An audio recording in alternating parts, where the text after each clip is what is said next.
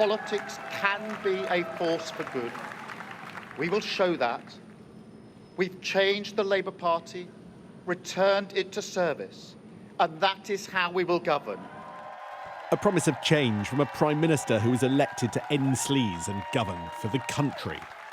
But Sky News can reveal allegations of a serious perceived conflict of interest at the heart of Number 10. Let's lay out the story. This man is Tom Baldwin, a journalist, Starmer's biographer and a long-time friend of the Prime Minister. Here, he's speaking at an event 2 days after Labour won the election, held by the lobbying company Strand Partners. And he had just become Strand Partners' strategic advisor, someone who talks to clients about politics but does not lobby for the firm. Now, there's no suggestion that either the firm or Tom has done anything wrong. But who was sat next to him? Well, it was this man, Tim Allan, one-time spin doctor for Tony Blair, and in the last couple of years, chairman and part owner of Strand Partners. But from the start of September, he got a new role. So let's take you through how all of this fits together. The Prime Minister, Keir Starmer, is at the centre of it all. He's close, as we said, with Tom Baldwin, who we mentioned earlier. And here's Tim Allan, now in government. He joined the Number 10 team as part of a reset in September. He's now Executive Director of Communications. Baldwin is an advisor for Strand Partners, as we say. And here he is at multiple events held by the company over the last year, including one in late September this year at Labour Party conference. The company is clear that he's not a lobbyist, and for context, as a long-time journalist, he's also a regular commentator, including on Sky News. 2 weeks ago, he discussed his thoughts on government's planned tax rises. I've spoken to quite a few of them over the last few days, and the answer is they haven't yet decided. It's a big, big decision. There's a lot of politics in it, and it'll probably go to the wire. Still debating between Number 10 and Number 11?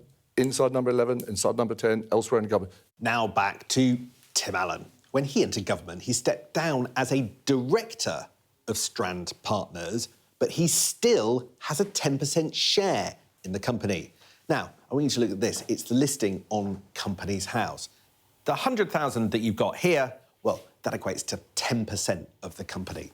Some see that as a perceived conflict of interest, particularly as we understand that Allan has had conversations about politics with Baldwin, a man who is paid by the company Tim Allan has a share in. Labour says Allan speaks to Baldwin because he's a journalist. The issue of a perceived conflict of interest is really important because advisers must follow the Cabinet Office Code of Conduct, which says that they must ensure that no conflict arises, could reasonably be perceived to arise between their official duties and their private interests, financial or otherwise. Labour, on behalf of Tim Allan, said the allegation that Tim Allan has done anything to benefit Strand whilst in Number 10 is categorically false. Any interactions with him are in his capacity as a journalist. Strand Partners said Tom Baldwin does not engage in government relations for Strand, and this is not part of his terms of engagement with us. Tim Allan receives no financial benefit from Strand and is not involved in our operations. One member of Labour's ruling National Executive Committee told me Tim Allan should give up his shareholding. Others went further. I think this is yet another example of the hypocrisy.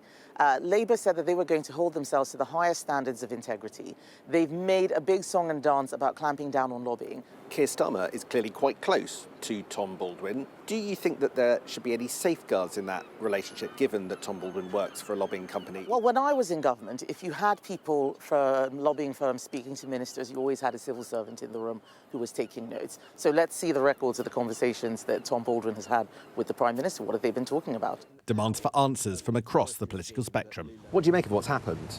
I think it's extraordinary that someone still has shares who's at the heart of Downing Street. I think there's lots of questions still to be asked. I've written to the Cabinet Secretary today because this appears to be a clear conflict of interest right at the heart of government.